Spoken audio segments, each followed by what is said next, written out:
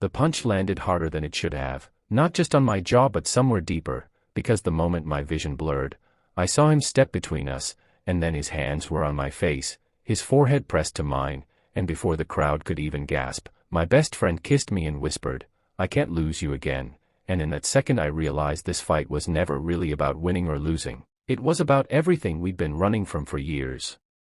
I had trained my whole life to take hits without flinching, to keep my guard up even when my lungs burned and my bones screamed for mercy, but nothing prepared me for the way my heart stuttered when his lips touched mine in the middle of that ring, sweat and blood and noise all fading into a silence that felt louder than any roar. The referee was shouting, the audience was on their feet, my opponent was pacing like a caged animal, but all I could see was him, my best friend, my anchor, the one person who had always been there since we were kids, sneaking into abandoned gyms and dreaming about becoming something bigger than our broken neighborhood. We had promised each other back then that no matter how hard life hit us, we'd stand side by side, but promises are fragile things when fear gets involved, and I had broken mine long before this fight ever began. We grew up fast, too fast, learning how to survive before we learned how to feel, and when I started fighting professionally, he was the first to believe in me and the first to worry. He saw the bruises I hid from the cameras, the nights I woke up shaking from memories of a match that went wrong, the way I slowly built walls around myself so thick even he couldn't climb them anymore. I told myself it was for his own good, that if I kept my distance he wouldn't have to watch me destroy myself, but what I really did was push away the one person who knew me better than anyone else. The night I told him to stop coming to my fights, to stop caring so much, his eyes didn't fill with anger, they filled with fear, and that scared me more than any opponent ever could, so I turned my back and walked away.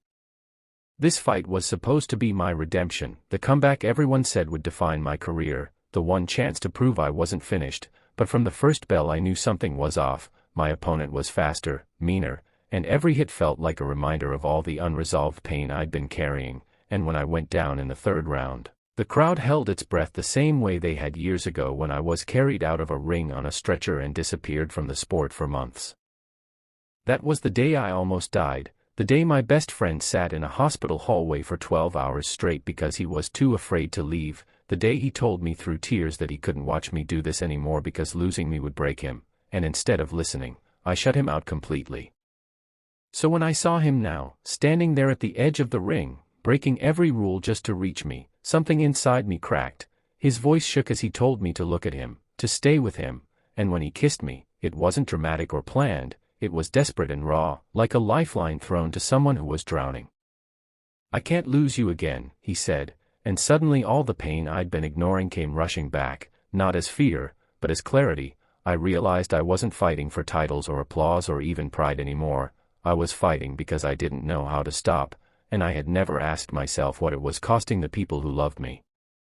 The referee finally pulled him away, the crowd erupted into chaos, and I was given a moment to recover, but that kiss stayed with me like a promise I didn't want to break again. When the bell rang, I didn't rush forward in blind anger like I used to. I fought smarter, calmer, listening to my body and my heart for the first time in years. Every punch I blocked felt like choosing myself, every step back felt like refusing to self-destruct, and when the final round ended, I was still standing, not because I had punished myself into victory, but because I had finally learned how to protect what mattered.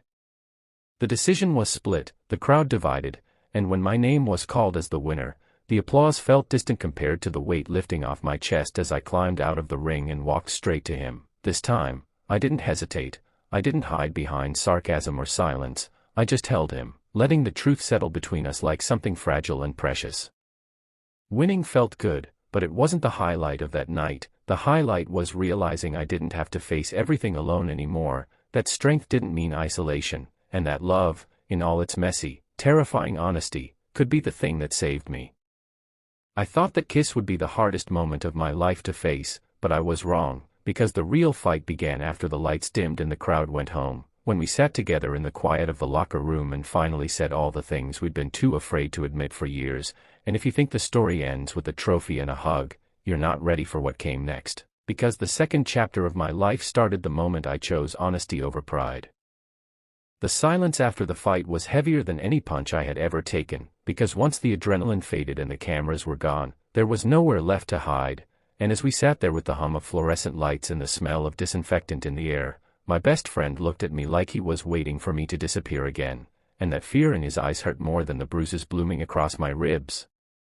I broke first, admitting how scared I'd been since the injury, how every fight felt like tempting fate, how pushing him away had been easier than admitting I needed him, and he listened without interrupting, the way he always had, even when my words came out tangled and raw.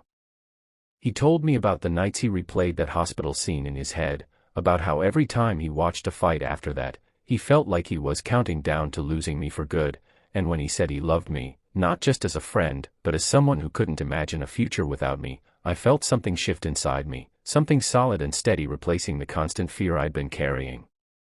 We didn't rush to label anything or promise more than we could handle. Instead, we promised something simpler and stronger, to be honest, to choose life over ego, and to never let silence do the damage words were meant to prevent.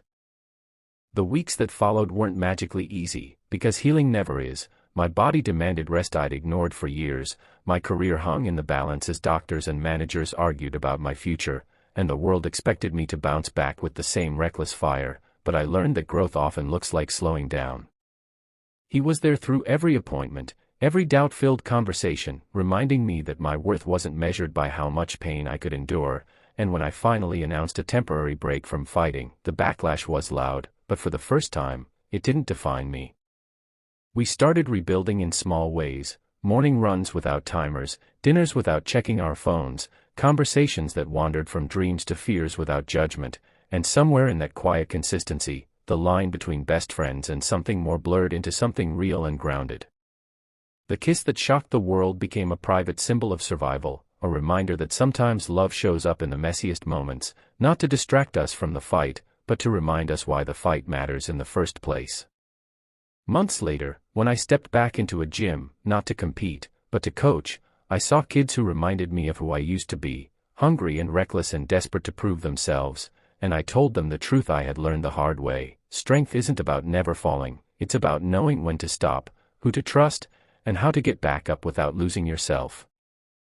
My best friend stood at the door watching me, that familiar smile on his face, and I knew that whatever the future held, I wasn't facing it alone. If there's one thing this story leaves behind, it's this: the bravest thing you can do isn't throwing the hardest punch or winning the loudest applause, it's letting someone see you at your weakest and choosing connection over fear. And if you stayed with me through this fight, through the chaos, the kiss, and the quiet after, then remember to hold on to the people who step into the ring for you when you're ready to give up, because sometimes, love isn't the distraction from the battle, it's the reason you survive it. If this story touched your heart, don't forget to subscribe, because more powerful, emotional stories are coming, and you won't want to miss the next one. The silence after the fight said more than the crowd ever could, because once the noise faded, it was just us and all the words we'd been avoiding for years, and he finally told me how close he came to losing hope the last time I was injured, how every fight felt like watching someone he loved walk toward a cliff. I admitted I was terrified too, not of losing matches, but of surviving them empty and alone, and in that honesty, something healed. We didn't promise forever or perfection, just honesty and presence, and that choice changed everything. I stepped back from the ring to rebuild my life, he stayed by my side through doubt and recovery, and we learned that real strength isn't shown in punches, but in choosing each other when fear tries to win.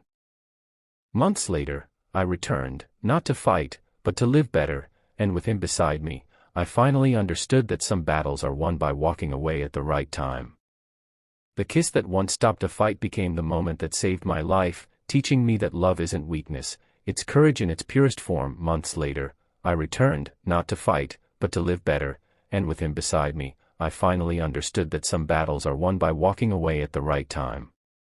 The kiss that once stopped a fight became the moment that saved my life, teaching me that love isn't weakness, it's courage in its purest form.